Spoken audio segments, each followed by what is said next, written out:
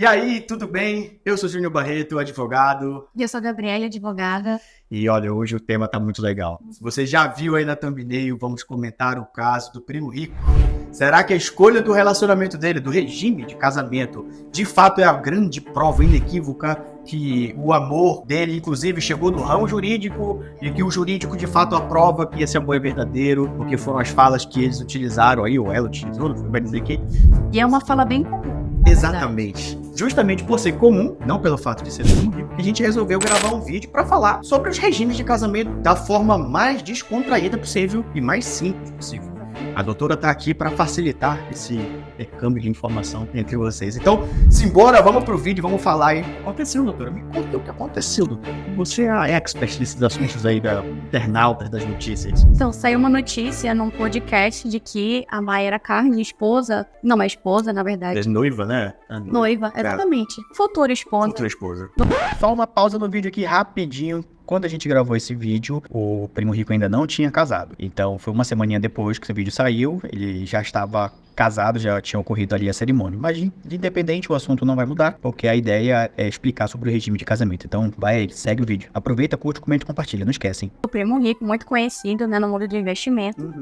E eles teriam optado pelo regime de comunhão total. No caso, comunhão universal de bens. Total. Que seria conhecida como a comunhão do amor, como a comunhão que seria... A grande prova do amor, né? Se não for pra eu casar no regime de comunhão universal, nem caso. Será que é? Não. Nenhum dos regimes, na verdade, tem essa condição de prova de amor ou não, né? Exatamente. Não existe... Acho que a prova de amor você utiliza outros objetos que não o jurídico. E se você não confia no seu parceiro, não é uma pessoa ideal pra você casar.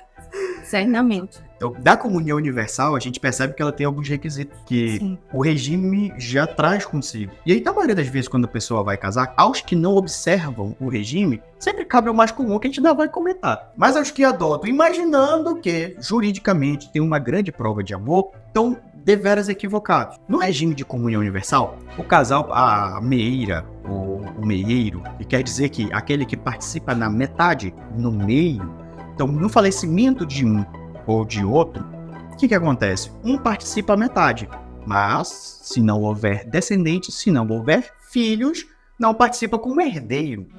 Então aqui já começa a primeira confusão, que é interessante a gente explicar. Na verdade, se houver. Se houver herdeiros, inclusive. Né? Caso se não houver, aí se houver, participa. Se não, e eu vou explicar. Isso aqui é bem interessante. O cônjuge, seja ele marido ou mulher, pode participar como meeiro, ou seja, metade do patrimônio, e também concorrer como herdeiro com a outra metade do patrimônio. E você vai ver aqui que a gente vai explicar com base numa tabelinha, inclusive vou pedir, Matheus, põe essa tabelinha aí na tela aí, ó, para ficar bem ciente todos os regimes de casamento que nós vamos explicar no vídeo. Você vai perceber que você pode ter a condição de cônjuge meio e cônjuge herdeiro. E dependendo do regime de casamento, você concorre nos dois ou só em um. E no caso de separação, por exemplo, a gente utiliza a meação.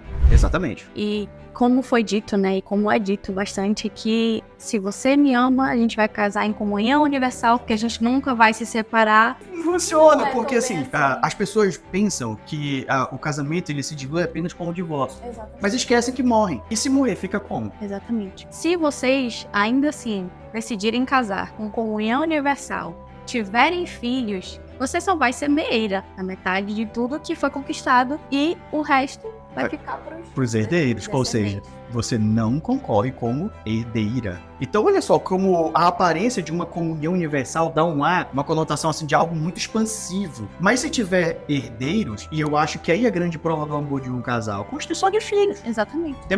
Constituir o filho, que é por óbvio, na maioria das famílias, não estou dizendo que todas têm a mesma ideia, mas a maioria que possui. Os que tiverem filhos, se casou no regime de comunhão universal. Então, meiro, porém, não é herdeiro. Não concorre com os herdeiros. Então você ficou apenas com a metade do patrimônio. E aí você resume a situação da comunhão universal, que foi o regime aqui, em comento em relação ao caso aí que a gente vai comentar, que é do primo rico. E um detalhe muito importante é que quem é casado em comunhão universal de bens não pode ser sócio. Isso. Isso você pegou na ferida. Na verdade, nas empresas mais comuns, né? Fora o regime de SA, de sociedade anônima. Bem complexo e assim, não são todas as pessoas que trabalham dentro do regime de SA, de sociedades anônimas. E para a constituição de uma holding não seria necessário a criação de uma SA, poderia ser algo muito mais simples. Que não vai ser aplicado nesse caso. Não vai ser aplicado nesse caso. Então, olha que doido. Essa prova de amor, se necessário for, e eles têm um patrimônio avantajado, são conhecidos, ambos têm um patrimônio muito grande. Se a gente pensar na condição de uma proteção patrimonial ou até de um planejamento sucessório, ela não consegue ser sócia na holding com ele porque casaram no regime de comunhão universal de bens. O que a lei proíbe a associação nesse regime específico. Então você percebe que essa grande prova de amor arrumou, na verdade, um grande problema dentro do amor. Exatamente. E se caso eles dois tenham filhos e decidam blindar o patrimônio, organizar o patrimônio, tanto faz, tenham a criação de uma holding, ela não vai ser sócia, né, por óbvio, como a gente já explicou, e vai ter que se abrir um balanço quando houver o falecimento de um dos dois. Aí tem todo um complicador. Você imagina que o patrimônio em comum, imóveis, ela não participa na empresa, mas ela vai ter sempre que averbar na empresa a autorização dela para fazer qualquer negociado com o imóvel. Então, é um negócio complexo. Eu não sou sócia, mas o imóvel continua sendo meu, então eu participo como interveniente anuente dentro do contrato. Então, você viu que a relação ficou mais complexa. Se resolve? Sim, se resolve, de forma mais complexa, o que não demonstra, tecnicamente falando, uma grande prova de amor. Na verdade, pelo contrário, um tiro meio que sai pela culatra. Aí. Se torna algo fragilizado. Fragilizado, complexo e até um tanto mais caro. Para quem detém esse patrimônio, tudo fica muito mais caro. Então, cuidado quando você for falar do regime de comunhão universal, porque não se aplica em todos os casos. E o que ele significa? Exatamente, não é uma prova de amor.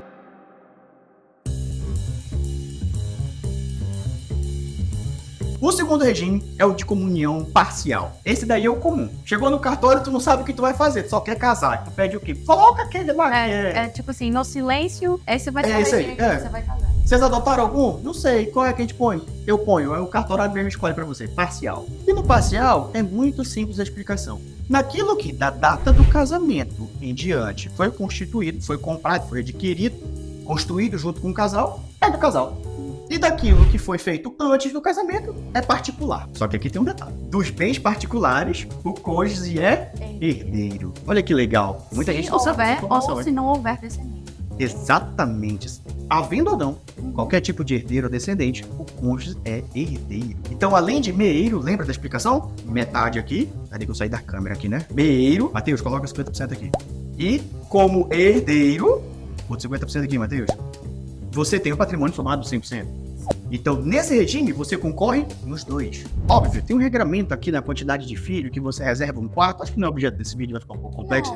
Mas assim, comunhão parcial é um regime muito legal. Não é um regime ruim. Óbvio, tem outros, tá? E o que a gente pensa? A lei traz vários regimes para você escolher um mais adequado à sua situação histórica. Por isso que é muito importante a consulta com o advogado antes, né, dessa... E as pessoas têm medo disso. Elas acham que não vai aceitar casar comigo se eu for consultar o advogado. Pelo contrário, você tem que ter maturidade, porque você vai mostrar a importância que você viu e dizer, olha, nosso patrimônio é melhor que a gente case nesse outro regime. Porque a nossa prova de amor vai ser maior. Você vai ser minha herdeira e minha meeira.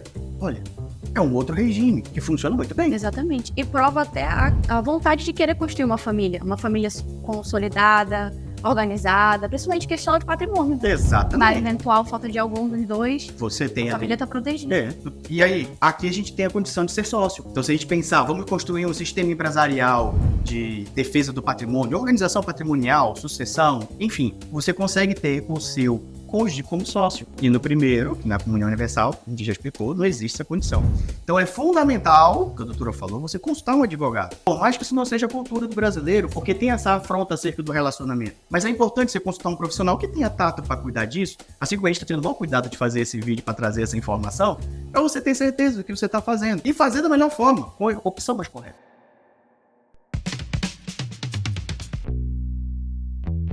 Qual seria o outro, doutora? participação final de aquest. Esse aí é pouco utilizado, né? Exatamente. Nunca É um vi, regime você acredita? antigo, né? Eu nunca vi. Mas eu sei que já fizeram. Esse aqui é uma soma. Da comunhão Parte da universal. universal com a separação total. É os dois. Então, o que foi construído antes do casamento é de cada um. E o que foi construído depois do casamento é dos dois. E aqui nesse, a gente tem uma condição de herdeiro também. Em ambas as situações, independente da parte de ter ou não filhos. Coisa da comunhão parcial. Então, a participação, ela é a soma desses dois modelos. Né? E a soma para que você tenha uma separação bem adequada. Antes do casamento, é meu e é seu. Depois do casamento, é nosso. E aí o bem fica muito divididinho. É um ótimo modelo, porém pouquíssimo utilizado. Pouco conhecido. É pouquíssimo, é porque não é muito... Todo mundo chega lá e diz, bota aí aquele lá. Bota aí que eu vou casar com esse aí, tá tudo bem já. Então é um ótimo modelo, inclusive aqui a gente tem a condição de ser sócio, não tem esse impeditivo. Você também participa como se fosse herdeiro e como meeiro daquilo que foi construído na constância do casamento. Muito bom esse modelinho aqui, eu acho muito legal. Pouco utilizado, mas muito bom. Separação total. Esse aqui é o nosso quarto modelinho, né? A gente falou de 1, 2, 3, esse é o quarto modelinho. Na separação total, o nome já diz, separa-se tudo. Porém, no entanto, contudo, todavia, um detalhezinho é fundamental nesse negócio. Você não é meeiro, não existe o cônjuge meeiro, a figura não existe. No entanto, existe a figura do cônjuge herdeiro. Olha que doido. Então, separação total, eu não participo em nada. Cuidado, na tua falta, o teu cônjuge vai herdar. E de todos os bens. Exatamente. Todos os bens, salvo aqueles gravados pela incomunicabilidade. A gente poderia falar um vídeo para falar sobre incomunicabilidade. As cláusulas, né? As cláusulas de incomunicabilidade, inalienabilidade, qual é o outro? Eu esqueci. Incomunicabilidade, inalienabilidade e o que a gente não pode dar em financiamento, esqueci agora. Inalienabilidade, incomunicabilidade e... Qual é? A inalienabilidade, comunicabilidade... Impenhorabilidade. Voltou, Anderson.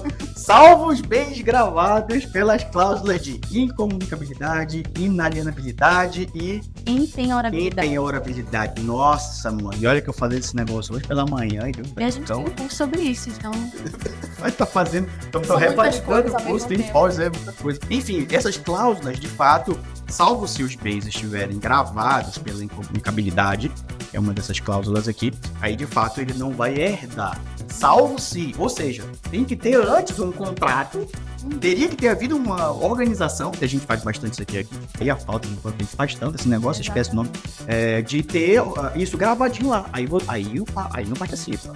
De qualquer bem, desde que seja bem móvel, não importa, se tiver incomunicável, aí não passa, mas os que não estão, herdeiro. Então, olha só, você tem que estar falando da separação total, que as pessoas dizem, separação total, não quero que você case na separação. Especialmente os pais. Eu acho que os pais que têm um patrimônio mais avantajado, falam, filho, você vai casar na separação total, tá? Pra proteger o nosso patrimônio. Pra proteger o nosso patrimônio. É uma falsa proteção, porque você não é uma meeira. No entanto, se porventura aquele cônjuge venha a faltar, você é herdeira. E herdeira com, se não houver cônjuge, não houver descendentes, herdeira com os ascendentes. Exatamente, concorrendo junto com os pais. Olha que doido. Então, muita cautela ao você escolher esse regime, porque ele tem detalhezinhos que tem que ser estudado, especialmente nesse contexto familiar. Então, não é algo tão simples, tem que ser estudado. Se você deseja proteger o seu patrimônio, faça de outras formas. Faça. Existem outras formas. Cada uma se aplica a um contexto histórico. Então, você tem que analisar. Algumas não se aplicam, né? Sobre a questão de uma outra aqui, que é a separação obrigatória. A separação obrigatória, nós vamos falar de algo legal. Então, a legislação entabula uma idade. 70 anos, atualmente. A partir dos 70 anos, você já casa nesse regime obrigatoriamente. Obrigatoriamente, você já casa sobre o regime de separação obrigatória. Obrigatória por quê? Porque a lei manda. Você tem mais de 70, isso aí evitava, a ideia do legislador que criou isso, era evitar aqueles golpes. O golpe da novinha, o golpe do novinho. Entendeu? Que é pegar o velhinho ali cheio de carinho e amor pra dar. Colocando a pessoa idosa numa situação de fragilidade. Buscando ali uma proteção. Exatamente. Há até uma discussão sobre esse tema da inconstitucionalidade dessa cláusula, né, desse artigo, porém ainda é algo aberto à discussão. E a discussão foi tão profunda que teve aqui um tema do STF, que é o tema 377, que fala, aí começou a abrir, né, o leque da discussão. Dos bens que foram construídos na constância do casamento, desde que comprovado comprovado esforço comum. Aqui tá o texto. Esforço comum é o negócio. É meio complexo de você provar. Sim. Dá pra provar. É algo que necessita de muitas provas. Precisa de uma prova bem robusta para você provar que aí você conseguiria, nessa hipótese, concorrer no patrimônio que foi adquirido naquele momento. Mas, salvo isso, teoricamente não há meação, então você não participaria como salvo se não estiver descendentes. Então, se o vovô fizer um filho pelo meio do caminho ali, ou se a vovó engravidar no meio do caminho, aí, de fato, você perde a condição de herdeiro. Quando não, concorre como se fosse herdeiro. Não tem descendente, concorre como se fosse herdeiro. Então, isso aqui é um tema bem interessante, porque isso aqui é a legislação veda, né? Esse casamento acima dos 70, como a doutora falou, uma discussão aí muito grande sobre isso, mas é o que a lei faz e a gente tem que seguir. Então, você vai chegar lá, tem mais 70, você não vai conseguir casar. Não tem opção. Você não tem opção, você vai casar nesse regime. E o último, união estável, né, doutora? Isso iguala à comunhão parcial, que é um regime comum. É um regime comum, desde que não declarado. Então, se você chegou lá e declarou a união estável, e nessa união estável que você declarou, você deixou claro que você quer uma separação total, então você elegeu um regime. Então, essa união estável passa a ter um regime. Se você não disse nada, ficou caladão, no silêncio, né, doutora? Parcial. Eu acho que esses foram todos os regimes que nós tínhamos para conhecer. Ah, tá, tem um detalhe. Na união estável, também o cônjuge é herdeiro legal, tá? Concorre junto com os herdeiros, além de concorrer na meação. Tá? Se não houver descendentes, concorre totalmente. Concorre totalmente. Então, isso se a gente estiver falando aqui que não há nenhum tipo de declaração, né? Então, só união estável. Então, obrigatoriamente, você já está dentro do regime da comunhão parcial. É interessante que as pessoas acreditam que a união estável não gera nada.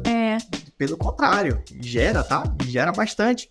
O único problema da união estável estaria em relação ao INSS, você acredita? Porque lá no INSS ele não reconhece a união estável. Aí o que você tem que fazer? Você tem que produzir 3 provas. Aí você tem a união estável como uma prova de que você tinha um regime de casamento. Aí você precisa ter uma conta de luz, uma conta de água. E aí você formata 3 provas para poder você conseguir receber a pensão.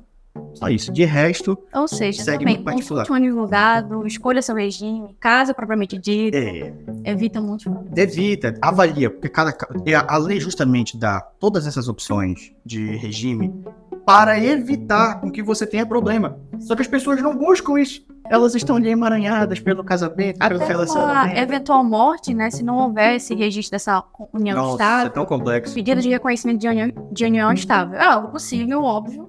Mas é uma ação judicial. A gente teve uma situação agora muito próxima de um registro de união estável que foi negado. Negado porque o advogado, o colega, perdeu o prazo processual. E a gente pegou o processo depois. E aí não tinha provas necessárias, o juiz negou a união estável. O que aconteceu? Ela está perdendo a pensão que recebia. Olha o quanto isso é chato. Porque quando você entra num processo judicial, tem o risco do processo. O advogado pode morrer. Tu nem soube que o advogado morreu e perdeu o prazo. Pode acontecer tanta coisa. O ideal é você não passar por isso. Então, se municiar de documentação antes e de informação é fundamental. Aproveita, já curte, comenta e compartilha esse vídeo, porque eu sei que a informação foi legal, o papo foi descontraído. Eu acho que foi isso, né, doutora? É isso. Acho que o assunto foi interessante. Sobre o caso Primo Rico, o que a gente tem a comentar é apenas sobre o regime. Não nos convém entrar muito mais sobre o assunto, até porque não nos diz respeito. A gente não conhece sobre a história. Inclusive, a gente nem lê esses tabloides. Foi enviado isso pra gente, a gente aproveitou para falar sobre o regime, utilizando esse assunto que ficou aí na vigência e tá todo mundo falando sobre. Show, doutora? Até a próxima.